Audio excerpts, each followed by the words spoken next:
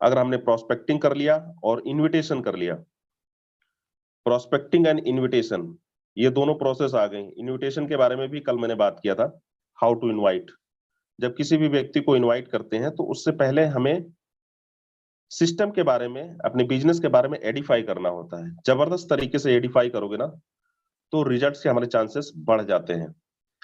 तो इस तरह से हम लोगों को इनवाइट करते हैं। शाम की जो भी वेबिनार में अगर इनवाइट करना है तो आप वहां के लिए इनवाइट कर सकते हो। उनको बात करना है कि सर मेरा एक इंटरनेशनल मीटिंग है शाम को 7:54 पे, 1 मिनट पहले बताना, 7:54 पे है।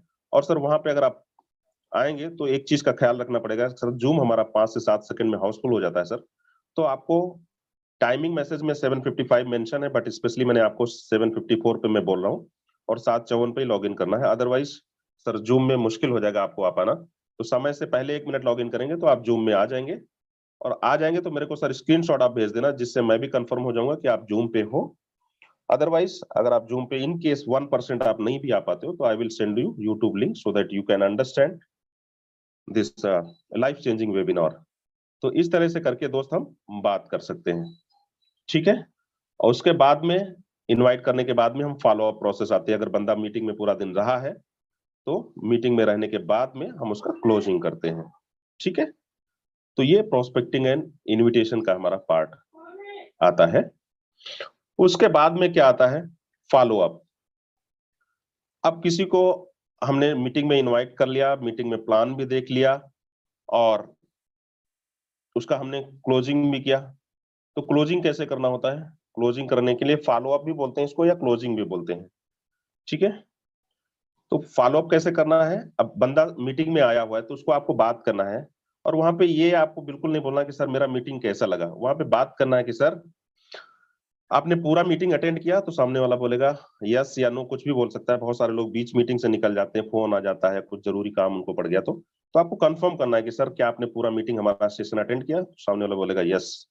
तो उनको आप कहते हैं ना, जैसा आप रिजल्ट चाहते हो, the questions are the answers. जैसा आप उनसे उम्मीद करते हो कि जैसा आपको जवाब दे वैसा ही आप सवाल कर दो उनसे। तो उनको बात करना है कि सर जैसे हम उनसे पॉजिटिव चीज सुनना चाहते हैं, अच्छी चीजें सुनना चाहते हैं बिजनेस के बारे में जो उन्होंने देखा सुना है, तो हम उनसे बात करेंगे सर अच्छा ये चीज ऐसा सर ऐसा है, आपने पूरा मीटिंग हमारा अटेंड किया है, इट्स गुड सर।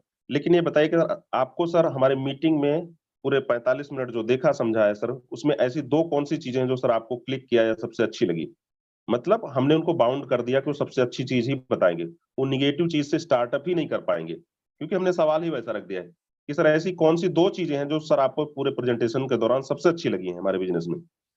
तो कुछ भी बोलेगा, अपलाइन डाउनलाइन क्रॉसलाइन सभी से इनकम आता है, इंस्टेंट पेमेंट आती है, सिस्टम ट्रांसपेरेंट है, डिसेंट्रलाइज्ड है। बस उसी बात को लेकर के उसको हमें आगे कम्युनिकेशन कंटिन्यू कर देना कि यस बिल्कुल आप सही कह रहे हैं सर, यहाँ पे अपलाइन डाउनलाइन क्रॉसलाइन सभी से इनकम आती है। और सर इस फोर्सेस को मेरा स्टार्ट करने का यही रीजन था, क्योंकि मैंने पूरी इंडस्ट्री में देखा है सर, वहां पे जहां पे हम खुद काम करते हैं और हमारी डाउनलाइन टीम काम करती है वहीं से इनकम शुरू होती है। लेकिन फोर्सेज एक ऐसा इकलौता प्लेटफॉर्म है सर जहाँ पे अपलाइन और क्रॉसलाइन भी काम करते हैं, तब भी हमको इनकम आती है। इसीलिए सर लोग यहाँ पे डेली बेसिस पे शानदार इनकम करते हैं, 5,000, 15,000, 25,000, 50,000 इस तरह से। तो इस तरह से करके हम उनका फॉलो अप करते हैं, बात करते हैं। सर अगर कोई और सवाल है तो आप मेरे से बात कर सकते हैं and I will give you the satisfactory answer. हो सकता है एक दो सवाल आपसे सामने वाला बंदा और भी करे, क्योंकि कोई भी इंसान जांच परख करके ही आपके बिजनेस को ज्वाइन करेगा, ऐसे नहीं को ज्वाइन करेगा। तो हमें उनसे चीजों को क्लियर कर लेना है। और हो सकता है एक दो सवाल और आपसे करेंगे, और उनके जैसे ही सवाल खत्म होते तो फिर आपको करना है सर मेरा एक छोटा सा सवाल है आपसे। अब फिर अगेन कहते हैं ना, जब भी कुछ आपको लेना हो ना आप सवाल करो। सवाल डालने की आदत जिसको आ गई, शुरू में आता नहीं, मेरे को भी शुरू में नहीं आता था सवाल डालना, लेकिन अब मैं जब भी बात करता हूँ सवाल से ही बात करता हूँ किसी को। मतलब मेरा सेंटेंस भी ओपन होगा तो क्वेश्चन से ओपन होगा। तो मैं बोलूंगा सर मेरा एक सवाल है, क्या sir are you in condition to start right now the business. हमें हमेशा अर्जेंसी दिखानी है। क्या सर आप अभी बिजनेस स्टार्ट कर सकते हैं हमारे साथ में, या आज स्टार्ट कर सकते हैं। ठीक है, मैं तो अभी बोलता हूँ sir are you in position to start this business right now, और कितने से स्टार्ट करना है सर। अब हो सकता है उसको स्लॉट उलॉट पहली बार में ना समझ में आए, तो उसको बात करते हैं सर आप 28,000 से कर सकते हो 5 लेवल से, 28,000 से 5 लेवल से कर सकते हो X3 X4 में स्टार्टिंग कंडीशन में। और 4 लेवल से आना है तो आपको 14,000 रुपए, और 3 लेवल से आना है तो आपको लगभग 6,500-7,000 रुपए लगेगा। तो बात कर सकता है कि हाँ सर ठीक है, मेरे को 14,000 से करना है, बट अभी सर मेरे पास 14,000 रुपए नहीं है। तो ठीक है, कोई बात नहीं सर, अपने पास पैसा नहीं है सर, इसीलिए तो इस बिजनेस को करना है। पैसे होते तो ऑलरेडी हमारी लाइफ बल्ले बल्ले होती। कितना है सर अपने पास पैसा? सर अभी 5,000 रुपए है केवल। ठीक है सर, कोई बात नहीं, 5,000 रुपए है, बाकी रेस्ट अमाउंट जो है 9,000 रुपए सर कितने टाइम में आप मैनेज कर लेंगे? सामने वाले को फिर क्वेश्चन करना है, अगेन हर बार क्वेश्चन ही करना है, कितने टाइम में सर अगले जो है 9,000 रुपए आप मैनेज कर लोगे? सामने वाला बोलेगा हो सकता है 3 दिन 5 दिन। ठीक है सर, ओके 3 डेज अगर आपको सर टाइम लेना है, 3 डेज का अगर बोला है तो 3 डेज, और 5 डेज तो 5 डेज। ठीक है सर, 5 डेज का टाइम ले लीजिए, कोई बात नहीं सर, 5 दिन का समय ले लीजिए और पूरा पैसा ले लीजिए, इकट्ठा करके सर एक अच्छे लेवल से स्टार्टअप करते हैं, 4 लेवल से। और अगर 5 दिन से पहले अगर आपका फंड अरेंजमेंट हो जाता है तो आप मेरे को कॉल कर लेना, अदरवाइज आज जो है 26 तारीख है, सपोज मान लो फॉर एग्जांपल 25 तारीख है, तो मैं आपको 30 तारीख को फोन करूंगा सुबह 10 बजे, और बिजनेस को स्टार्ट करेंगे रजिस्ट्रेशन करके। तो इस तरह से फॉलो अप कर लेते हैं, और बीच में बार बार उसको हर दिन उंगली नहीं करने का कि भाई हो गया पैसा, हो गया पैसा, हो गया पैसा।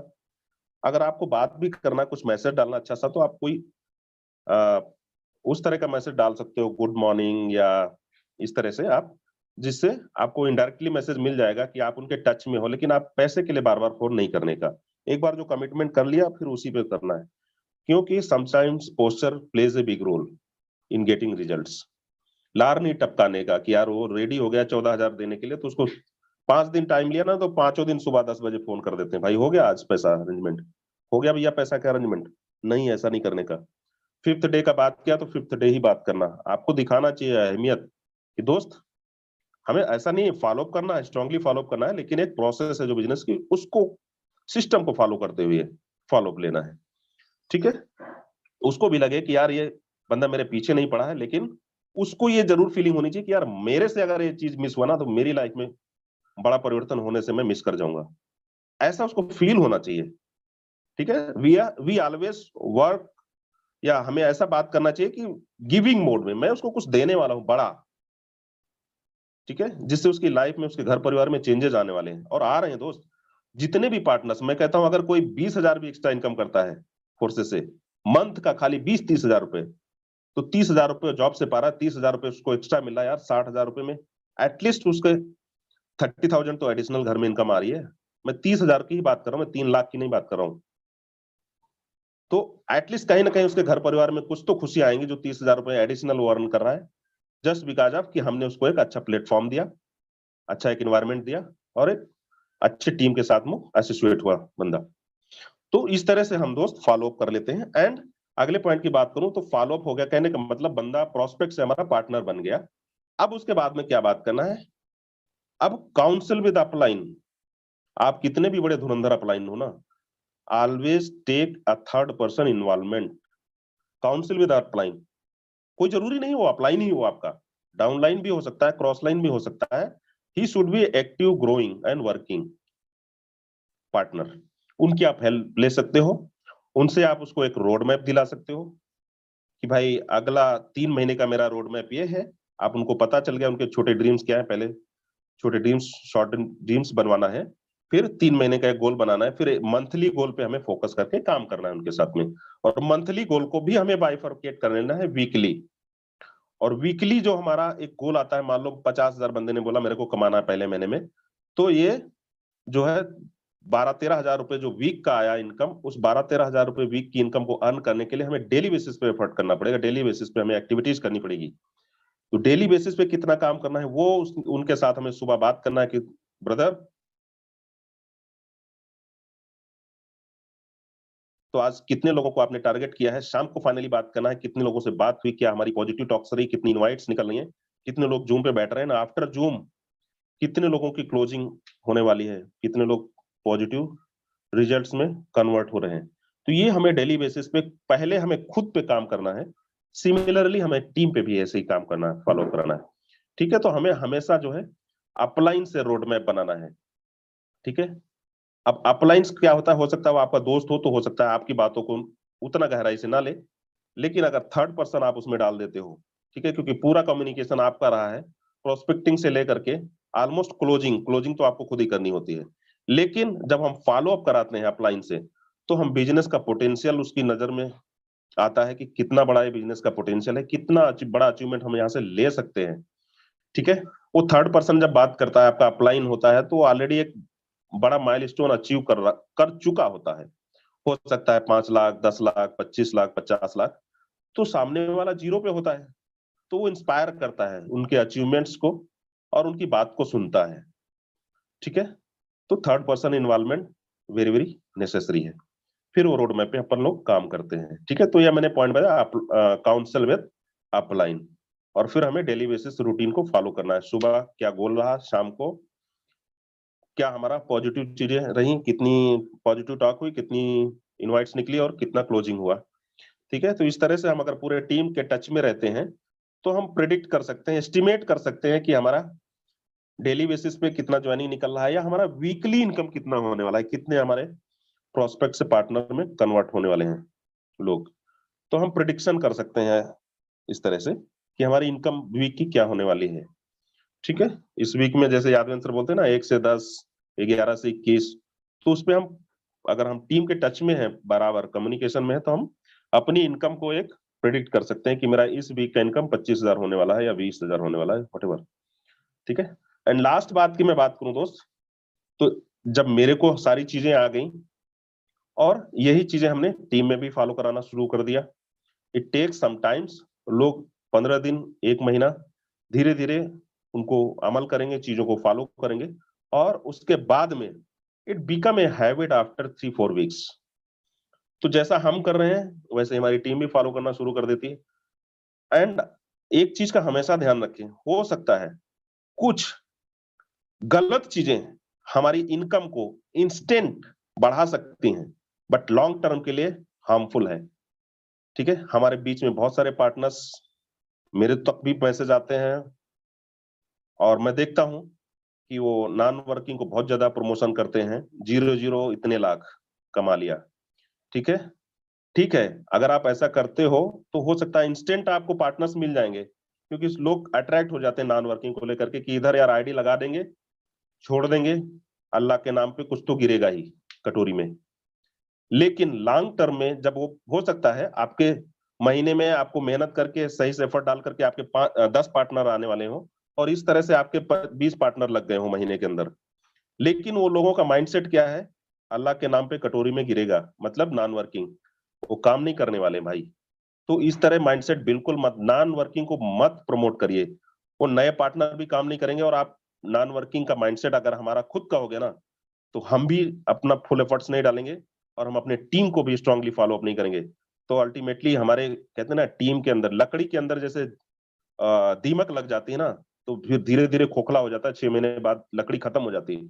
इसी तरह से एक रॉन्ग माइंडसेट हमारा, इट टेक्स सम टाइम, हो सकता है अगले 6 महीने, अगले 8 महीने लगे, लेकिन धीरे धीरे हमारी टीम खोखली हो जाती है और नॉन वर्किंग माइंडसेट का कल्चर धीमे टीम में स्प्रेड हो जाता है।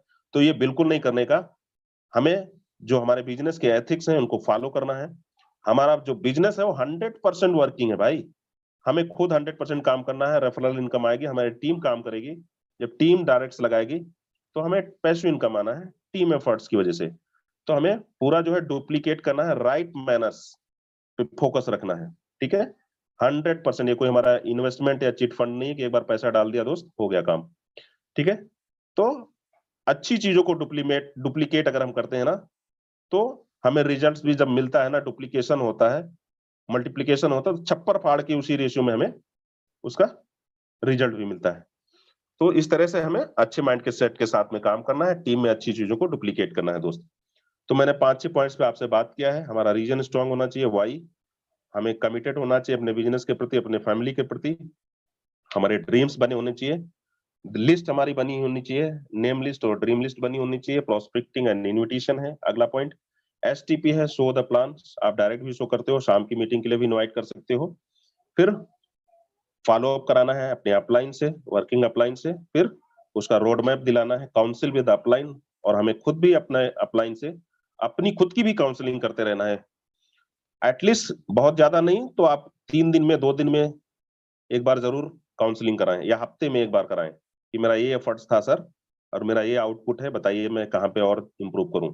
And finally duplication, this business is all about of duplication duplication duplication. So जो मेरे को बात करना था दोस्त, मैंने आपके बीच में रखा है। और एक बार मैं अब हैंड रेज के जरिए चाहता हूं कि दोस्त आज के इस सेशन से आपने क्या सीखा। अगर जरा सा भी कुछ सीखा है तो मैं समझूंगा कि आज का मेरा 40 मिनट का टाइम जो है वो वर्थ वाइल रहा है।